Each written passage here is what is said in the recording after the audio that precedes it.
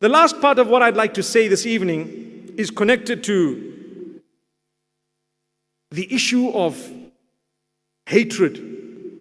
Yes, I will hate things. Sometimes I hate certain behavior. We all hate criminals, or should I say crime. Let me word it again. We all hate the crime.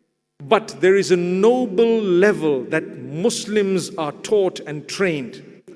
As much as we hate a crime, we need to have hope that perhaps the criminal will regret, he will feel the sense of remorse and change his life. Yes, the punishment of this world will be meted out. Say, for example, a man commits murder. We hate murder, we don't accept it, we won't allow it, we'll try our best to protect everyone from it.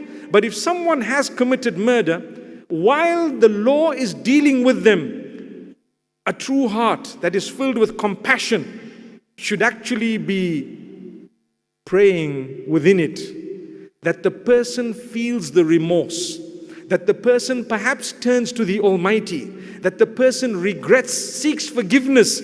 That is a separate matter from the justice of the world. I remember there was a perpetration of a crime not too long ago in New Zealand. And I remember putting out a little note saying, you know what?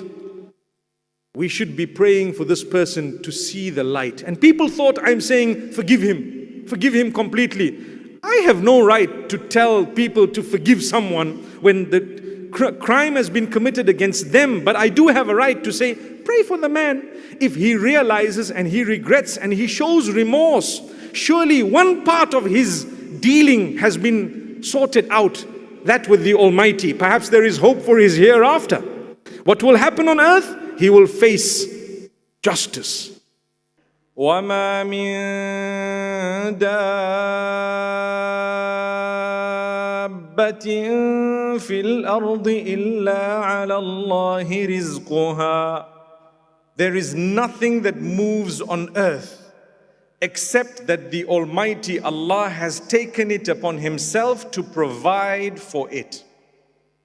In one way or another. Anything that moves, Allah has taken it upon Himself. I will ensure that this thing is provided for. So you don't need to worry. If Allah takes care of the ants beneath the rocks and the stones and the bricks, then you and I are far bigger than those ants. Do you think He's going to miss us? If Allah has provided for the insects and the birds and the fish in the oceans, do you really think He's going to miss you and I?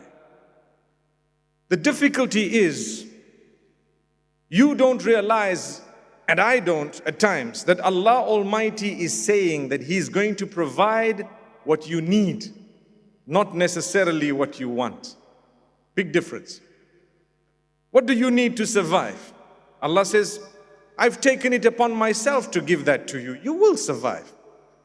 Whether it is you earning it yourself, or it coming out of the ground for you, or it being given to you by another of our own creatures, we've still provided it to you ultimately. So Allah Almighty says, وَاللَّهُ فَضَّلَ بَعْضَكُمْ عَلَى بَعْضٍ فِي الرِّزْقِ. When it comes to sustenance, Allah has raised some above others as a test. That's what it is. When you have a little bit more than what you need, are you going to dive straight into what you want before you reach out to others who are in need? That's a very important question. Say, for example, and since we are here in London, I'd like to use the pound as an example. Say I have £100 and I need for my survival £50 a day, for example.